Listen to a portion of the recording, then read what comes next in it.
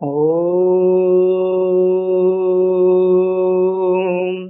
ब्रह्मज्ञानं प्रथमं पुरस्तात् द्विसेमितः सुरे च वेनयावः स बुधन्याय उपमायस्य विष्ठा सतस्य योनिम सतस्य विवः। यजुर्वेद अध्याय 13 मंत्र 3। ज्ञान विज्ञान ब्रह्म ज्ञान वैदिक एजुकेशनल ट्रस्ट, ग्राम भैदपुर, पोस्ट नदनी, 96, जिला Mirzapur, Uttar Pradesh. GYAN VIGYAN BRHAM GYAN 98@gmail.com 9305008616। वैराग्य सतकम पार्ट 2। भर्तृहरि संक्षिप्त जीवन परिचय। भर्तृहरि एक महान संस्कृत कवि थे। संस्कृत साहित्य के इतिहास में भर्तृहरि एक नीतिकार के रूप में प्रसिद्ध हैं।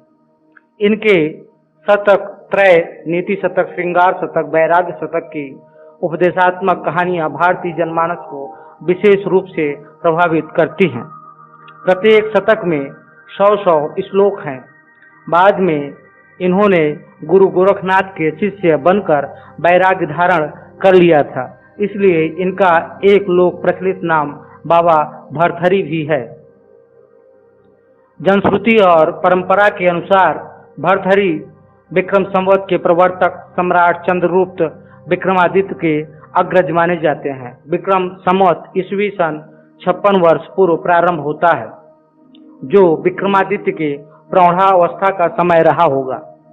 भर्तृहरि विक्रमादित्य के अग्रज थे, अतः इनका समय कुछ और पूर्व रहा होगा।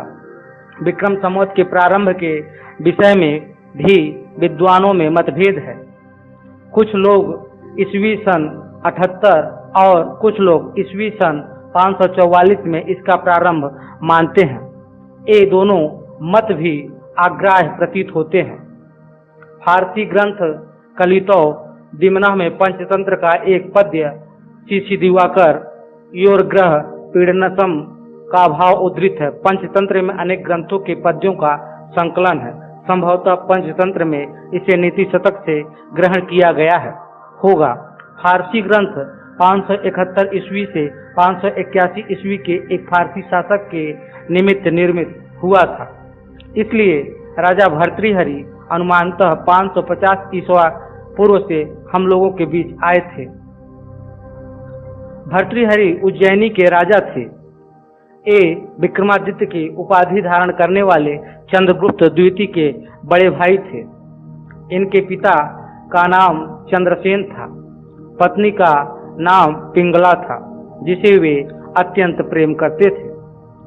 इन्होंने सुंदर और रसपूर्ण भाषा में नीति, वैराग्य तथा श्रृंगार जैसे गूढ़ विषयों पर शतक काव्य लिखे।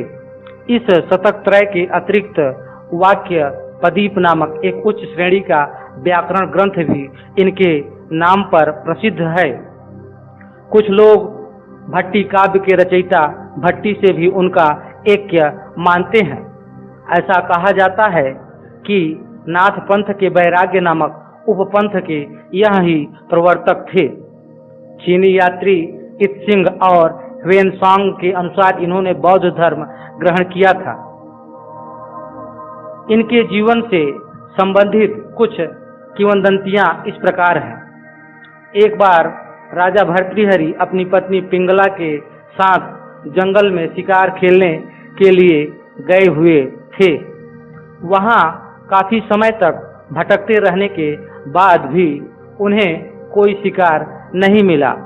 निराश पति पत्नी जब घर लौट रहे थे, तभी रास्ते में उन्हें हिरणों का एक झुंड दिखाई दिया, जिसके आगे एक मृग चल रहा था। भर्तृहरि ने उस पर प्रहार करना चाहा, तभी पिंगला ने उन्हें रोकते हुए अनुरोध किया कि महाराज, यह मृगराज 700 हिरणियों का पति है और पालन करता है, इसलिए आप उसका शिकार न करें। भर्तृहरि ने पत्नी की बात नहीं मानी और हिरण पर बाण चला दिया। इससे वह मरणासन्न होकर भूमि पर गिर पड़ा। प्राण छोड़ते छोड़ते हिरण ने राजा भर्तृहरि से कहा, तुमने यह ठीक नहीं किया। अब जो मैं कहता हूँ उसका पालन करो। मेरी मृत्यु के बाद मेरे सींग श्रृंगी बाबा को, मेरे नेत्र चंचल नारी को, मेरी त्वचा साधु संतों को, मेरे पैर भागने वाले चोरों को और मेरे शरीर की मिट्टी पापी राजा को दे देना। मरणासन्न हिरण की करुणामयी बातें सुनकर भर्तृहरि का हृदय द्रवित हो उठा। हिरण का कलेवर घोड़े पर लाद कर वह मार्ग में चलने लगे। रास्ते में उनकी मुलाकात बाबा गोरखनाथ से हुई। भर्तृहरि ने इस घटना से अवगत कराते हुए उनसे हिरण को जीवित करने की प्रार्थना की। इस पर बाबा गोरखनाथ ने कहा, मैं एक शर्त पर इसे जीवन दान दे सकता हूँ कि इसके जीवित हो जाने पर तुम्हें मेरा शिष्य बनना पड़ेगा। राजा ने गोरखनाथ की बात मान ली। काव्य शैली। भर्तृहरि संस्कृत मुक्त काव्य परंपरा के अग्रणी कवि हैं। इन्हीं 3 शतकों के कारण उन्हें एक सफल और उत्तम कवि माना जाता है। इनकी भाषा सरल, मनोरम, मधुर, रसपूर्ण तथा प्रवाहमयी है। भाव अभिव्यक्ति इतनी सशक्त है कि वह पाठक के हृदय और मन दोनों को प्रभावित करती है। उनके शतकों में छंदों की विविधता है। भाव और विषय की अनुकूल छंद का प्रयोग, विषय के अनुरूप उदाहरण आदि से उनकी सूक्तियां जन जन में प्रचलित रही हैं और समय समय पर जीवन में मार्गदर्शन और प्रेरणा देती रही हैं। संघर्ष। प्रत्यक्ष, अनुमान और शब्द, ये 3 प्रमाण अर्थात सत्य ज्ञान के साधन हैं। प्रायः सभी प्राचीन भारतीय दार्शनिकों ने ये तीनों प्रमाण माने हैं। जिस विषय में तीनों प्रमाणों का संवाद है, उस विषय में निर्णय लेना सरल बात है। जैसे कि अग्नि ठंडक को नष्ट करती है, सूर्य चराचर सृष्टि है, सत्य में सारा विश्व प्रतिष्ठित स्थिर है, इत्यादि। परंतु जिस विषय के बारे में प्रमाणों में विरोध उत्पन्न होता है, उसके बारे में कौन सा प्रमाण सबल और कौन सा दुर्बल है, यह समस्या बड़ी ही कठिन है। ऐसे विषय में भर्तृहरि का कथन इस प्रकार है, प्रत्यक्ष और अनुमान, ये 2 प्रमाण व्यवहारिक व्यक्त विषयों के बारे में कुछ सीमा तक जरूर निर्णायक होंगे, अर्थात स्वीकार्य भी होंगे, परंतु अत्यंत सूक्ष्म पारमार्थिक विषयों में इन प्रमाणों को बिल्कुल स्थान नहीं देना चाहिए। उन सूक्ष्म विषयों का निर्णय केवल अपौरुषेय वेद रूप शब्द प्रमाण से ही संभव है। प्रत्यक्ष प्रमाण। प्रत्यक्ष प्रमाण से केवल स्थूल और वर्तमान कालीन पदार्थ का ही ज्ञान होता है। सूक्ष्म, भूतकालीन, भविष्यकालीन और दूरस्थ वस्तुओं के बारे में वह प्रमाण पूर्णतया निरुपयोगी है।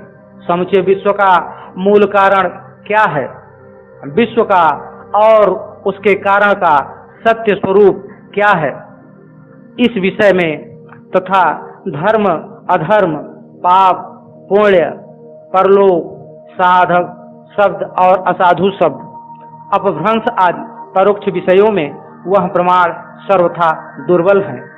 यह सारे प्राचीन शास्त्रकारों की निर्विवाद मान्यता है।